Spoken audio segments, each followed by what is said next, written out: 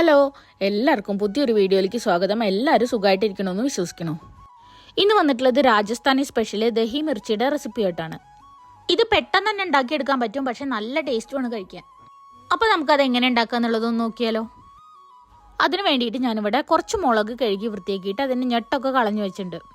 കറിയുടെ ആ ഗ്രേവിയൊക്കെ ആ മുളകിലേക്ക് ഒന്ന് കയറാൻ വേണ്ടിയിട്ട് ഞാൻ മുളകിൻ്റെ മുകളിൽ ചെറുതായിട്ടൊന്നിങ്ങനെ കട്ട് ചെയ്തിട്ടുണ്ട്. മുളക് എടുക്കുമ്പോൾ അധികം എരിവില്ലാത്ത മുളക് നോക്കിയിട്ട് എടുക്കാൻ ശ്രദ്ധിക്കണം.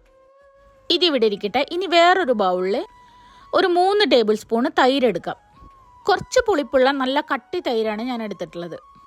ഇനി ഈ തൈരിലേക്ക് 1/2 ടീസ്പൂൺ മഞ്ഞൾപ്പൊടി, ഒരു 3/4 ടീസ്പൂൺ മുളക് പൊടി, 1 ടീസ്പൂൺ മല്ലിപ്പൊടി, പിന്നെ ഒരു 1/2 ടീസ്പൂൺ ജീരകത്തിൻ്റെ പൊടി, ഇതെല്ലാം കൂടെ ചേർത്തിട്ട് നന്നായിട്ടൊന്ന് മിക്സ് ആക്കിയിട്ട് എടുക്കാം. ഒട്ടും കട്ടകളില്ലാതെ നല്ല പേസ്റ്റ് ആക്കിയിട്ട് നന്നായി മിക്സ് ആക്കിയിട്ട് എടുക്കണം. ഇതിലേക്ക് നമ്മൾ ഒരു കാര്യം ചേർക്കാൻ മറന്നു, കുറച്ച് കസൂരി മേത്തിയും കൂടെ വേണം. കസൂരി മേത്തി ഞാൻ കയ്യിലിട്ട് നന്നായി പൊടിച്ചിട്ട് ഈ തൈരിലേക്ക് ചേർക്കുന്നുണ്ട്. ഇനി ഇതെല്ലാം കൂടെ ഒന്നും കൂടെ ഒന്ന് മിക്സ് ആക്കി കൊടുക്കാം. ഇപ്പം നമ്മളുടെ ഗ്രേവിക്ക് വേണ്ടിയിട്ടുള്ള മിക്സ് ഇവിടെ റെഡി ആയിട്ടുണ്ട്. ഇതിവിടെ ഇരിക്കട്ടെ. ഇനി ഒരു പാൻ അടുപ്പിൽ വെച്ച് ചൂടാക്കി അതിലേക്ക് കുറച്ച് നല്ലെണ്ണ ഒഴിക്കാം. എണ്ണ നന്നായി ചൂടായി വരുമ്പോൾ അതിലേക്ക് ഒരു 1/2 ടീസ്പൂൺ കടുക് ചേർക്കാം. കടുകൊന്ന് പൊട്ടി വരുമ്പോൾ അതിലേക്ക് ഒരു 1/2 ടീസ്പൂൺ പെരിഞ്ജീരകം, 1/2 ടീസ്പൂൺ ജീരകം, ഇത് രണ്ടും കൂടെ ചേർക്കാം. ഇനി നമുക്ക് ഇതിലേക്ക് എടുത്തു വെച്ചിട്ടുള്ള മുളക് ചേർക്കാം. കൂടെ ഒരു 1/2 ടീസ്പൂൺ ഉപ്പും കൂടെ ചേർത്തിട്ട് ഈ മുളക് നമുക്ക് ഈ എണ്ണയിലിട്ടിട്ട് നന്നായി വാട്ടിയെടുക്കണം. സാധാരണ ഈ നോർത്ത് ഇന്ത്യൻ കറികളിൽ അധികം കടുകെണ്ണയാണ് ഉപയോഗിക്കാറ്. എനിക്ക് ആ കടുകെണ്ണയുടെ ഫ്ലേവർ അത്ര ഇഷ്ടമില്ലാത്തതുകൊണ്ടാണ് ഞാനിവിടെ നല്ലെണ്ണ എടുത്തിട്ടുള്ളത്. ഈ മുളകിൻ്റെ ആ ഒരു പച്ച ടേസ്റ്റൊക്കെ മാറുന്ന വരെ നമുക്കിത് ഈ എണ്ണയിലിട്ടിട്ട് നന്നായി വഴറ്റി കൊടുക്കാം. ഇപ്പം മുളക് ഒരുവിധം വാടി വന്നിട്ടുണ്ട്. ഇനി നമുക്ക് ഇതിലേക്ക് മിക്സ് ആക്കി വെച്ചിട്ടുള്ള തൈരിൻ്റെ കൂട്ട് ചേർക്കാം. എന്നിട്ട് എല്ലാം കൂടെ ഒന്ന് മിക്സ് ആക്കി കൊടുക്കാം.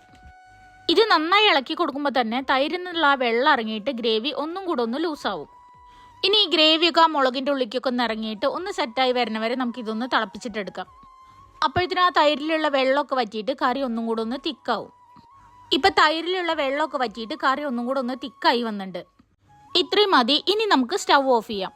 ഇതിൽ വേണമെങ്കിൽ കുറച്ച് കുരുമുളക് പൊടിയും കൂടെ ചേർക്കാം, പക്ഷെ ഞാനിന്ന് ചേർത്തിട്ടില്ല. ഇപ്പം നമ്മൾ ദഹി മിർച്ചി ഇവിടെ റെഡി ആയിട്ടുണ്ട്.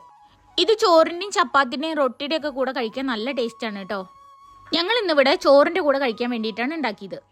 അപ്പോൾ എല്ലാവരും ഒന്ന് ഉണ്ടാക്കി നോക്കൂ. പെട്ടെന്ന് ഉണ്ടാക്കാൻ പറ്റുന്ന സിമ്പിളായിട്ടുള്ള ഒരു കറിയാണ്. വീഡിയോ ഇഷ്ടപ്പെട്ടിട്ടുണ്ടെങ്കിൽ ലൈക്ക് ചെയ്യാനും ഷെയർ ചെയ്യാനും കമൻറ്റ് ചെയ്യാനും സബ്സ്ക്രൈബ് ചെയ്തിട്ട് സപ്പോർട്ട് ചെയ്യാനും മറക്കരുത്. അപ്പോൾ ഇനി പുതിയൊരു വീഡിയോയിൽ വീണ്ടും കാണുന്നവരെ ബൈ.